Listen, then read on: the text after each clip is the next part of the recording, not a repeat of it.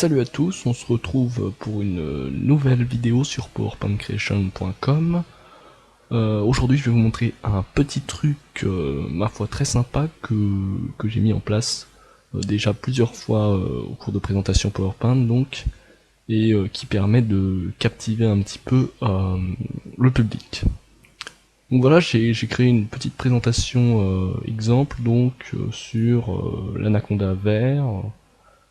Bon, le thème, évidemment, ça n'a aucune importance, hein, c'est moi qui ai choisi ce thème-là parce que j'aime bien les serpents.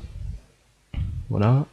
Donc c'est une petite présentation très simple, voilà, avec un titre, une petite présentation du serpent, des petites slides, une autre sur l'anaconda jaune par exemple, et notamment une slide importante qui se trouve être la slide sur la localisation donc de ce prédateur.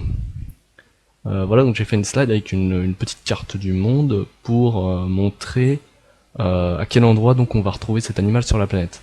Mais c'est un concept très général donc qu'on peut utiliser pour bon nombre de présentations PowerPoint. Il n'y a pas que pour les animaux ou les trucs comme ça qu'on peut utiliser ça. On peut aussi le faire pour du marketing, pour la politique, toutes sortes de choses. On a souvent besoin d'une carte en fait pour montrer où se passe l'action. Voilà. Donc la carte en question, c'est une carte que j'ai trouvée sur internet, donc j'ai fait une petite découpe pour l'avoir en PNG. Je vous avais déjà parlé de l'utilité des PNG dans les PowerPoint dans un article. Voilà, donc c'est une carte du monde, tout ce qu'il y a de plus classique, un fond de carte même. Et en fait, ce qu'on aimerait avoir, c'est un petit effet sympa pour mettre en évidence le pays, enfin le continent dans lequel on va trouver l'anaconda vert en fait. Donc ici ça va plutôt être en Amérique du Sud, hein. Je m'y connais moyennement, mais on va dire Brésil, les petits pays au-dessus dont je ne connais pas le nom. Et on va essayer de mettre ça en évidence. Alors comment est-ce qu'on va faire? On va créer... Donc vous avez le fichier PNG de la carte, pardon, world map, et on va créer une deuxième carte en fait. Ça va être assez sympa. Donc vous avez qu'à l'appeler world map color. Une deuxième carte exactement identique qu'on va également ouvrir avec pen.net. Donc pour l'édition des images, j'utilise pen.net. Vous pouvez utiliser tout logiciel de photo, hein. Il n'y a pas d'obligation. Photoshop, ça peut être très bien. Moi, je ne l'ai pas personnellement. Le seul truc, c'est de ne pas utiliser le logiciel de base qui se trouve être Paint, parce que Paint en fait ne gère pas la transparence. Donc à la place des petits carrés là que vous voyez derrière l'image, vous allez avoir du blanc. Enfin, grosso modo, ouais, du blanc, ce qui est pas super cool parce qu'en fait, votre image va, vous allez avoir un joli fond blanc dans votre présentation, là. Alors que là, vous voyez avec mon image PNG, c'est quand même beaucoup plus sympa, sachant que le fond que j'ai utilisé sur toute la présentation, qui est d'ailleurs un des fonds de base dans PowerPoint, dans l'assistant de création de présentation, peut être visible sur la slide avec la carte par-dessus, donc c'est vraiment très sympa. De toute manière, enfin, la carte du monde avec le fond, avec un fond coloré, enfin ça gâcherait vraiment la slide et l'ensemble de la présentation. Donc voilà, vous avez votre carte du monde, j'ai World Map et World Map Color. Ce qu'on va faire, c'est qu'on va utiliser un outil très sympa qui s'appelle la baguette magique dans pen.net. Je pense qu'il y a les mêmes outils hein, dans Photoshop et dans la majorité des logiciels de photo. L'idée, c'est juste de faire une sélection par profil de couleur. Donc là, par exemple, je clique, ça me sélectionne le Brésil. Donc vous avez la tolérance qui permet d'ajuster à quel niveau vous allez faire la sélection. Si vous mettez beaucoup de tolérance, bon, à l'extrême on peut mettre 100%. Ici l'image c'est du noir et du blanc, donc ça marche plutôt bien même avec une tolérance assez élevée. Donc si vous mettez 100%, ça va tout sélectionner. Mais là j'essaye de mettre un maximum pour prendre tout le Brésil sans avoir de problème, sans pour autant prendre tout. Donc ce qu'il faut faire, c'est que vous ouvrez votre fenêtre des calques. Fenêtre des calques. Vous allez créer un deuxième calque. Parce qu'en fait, pot de peinture, fenêtre, couleur. Voilà. Ce qui se passe, c'est que pour avoir un bon aperçu de ce qui va se passer, le mieux c'est de mettre un fond de la même couleur, grosso modo, que celui de la présentation. Donc ici, j'ai sélectionné le calque 2, donc qui va être mon arrière-plan. Je prends le pot de peinture et je le remplis entièrement de vert. Voilà. Et donc là j'ai à peu près une idée. Bon, en réalité c'est un vert un peu plus clair, mais peu importe. J'ai une bonne idée déjà de ce que va donner ma carte. Et ensuite, voilà ce que je peux faire, c'est-à-dire je peux prendre une sélection, donc je prends ma baguette magique, je repasse sur le calque qui s'appelle arrière-plan, même si c'est pas l'arrière-plan où il y a la carte. Je sélectionne le Brésil. Ensuite, j'essaie de le supprimer pour voir ce que ça donne, et là on voit que les contours ont été bien dessinés. Alors que si par exemple je mets la tolérance à 10%, vous voyez qu'il y a des restes là, ils sont pas très visibles, peut-être en zoomant. Ouais, vous voyez, bon. Ici, la carte est plutôt bien faite, hein, donc franchement, ça pose pas grand problème. Mais vous voyez bien que si on met la tolérance, je vais essayer à 5%. Non, pardon. Voilà, ça c'est parfait, ça montre bien. Vous voyez qu'il y a des restes ici sur les contours. Donc l'idée c'est de prendre la tolérance la plus élevée possible,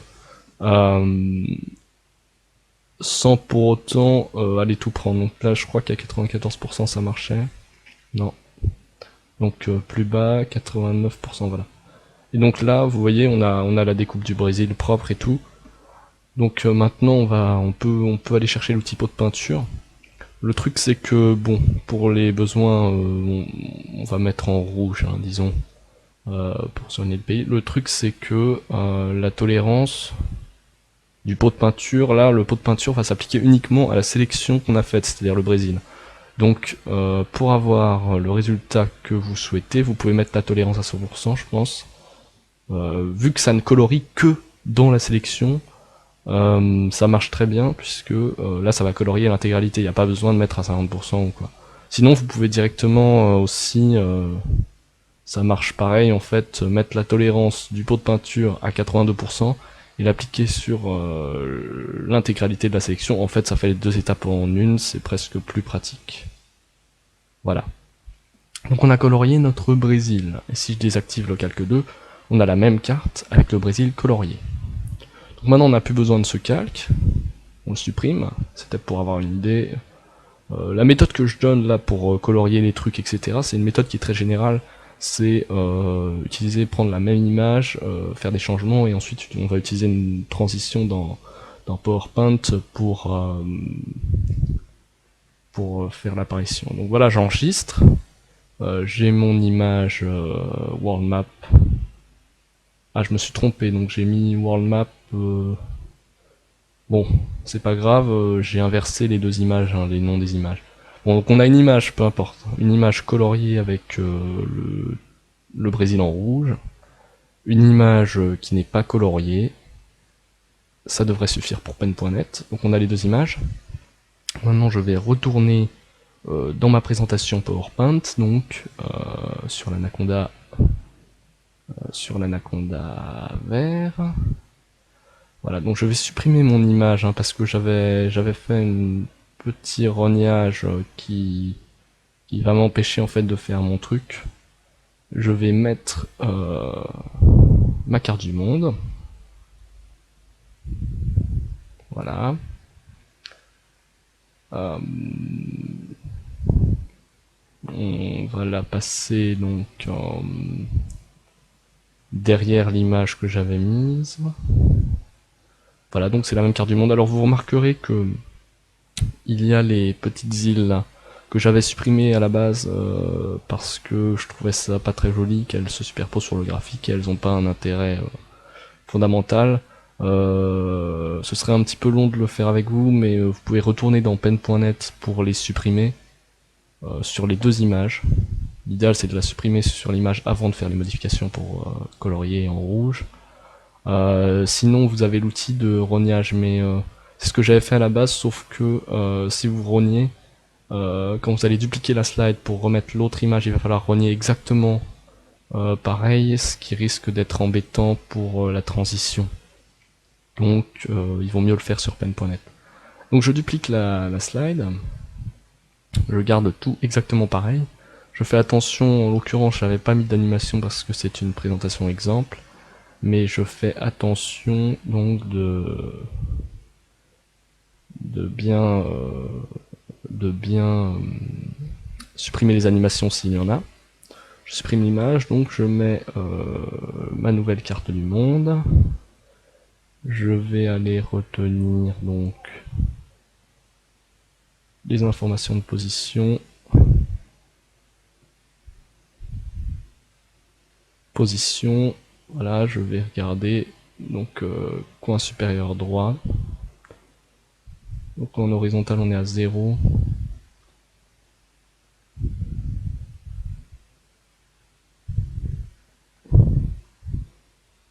« 2,14 ». Voilà, et normalement là, j'ai exactement les images exactement pareilles, sauf qu'il faut repasser à l'arrière-plan celle-ci. Donc vous voyez, c'est assez impressionnant parce que, enfin assez impressionnant, tout est relatif, on a exactement la même slide avec le Brésil juste qui a changé. Voilà. Et oui, sinon un moyen peut-être plus simple, c'est de faire changer d'image et de sélectionner la nouvelle image. C'est vrai que j'aurais pu faire comme ça. Donc voilà, il nous reste à mettre une jolie transition. Donc initialement on avait un push, la slide venait pousser la précédente, et là on va mettre un fondu, il faut une transition, voilà. Et du coup, quand on a notre présentation, donc vous avez les slides précédentes, je passe les slides, on arrive à la slide de localisation, donc vous présentez ce que vous voulez à votre public, et ensuite vous passez à la localisation. Et donc là, c'est un effet que moi personnellement j'apprécie énormément, ce petit coloriage.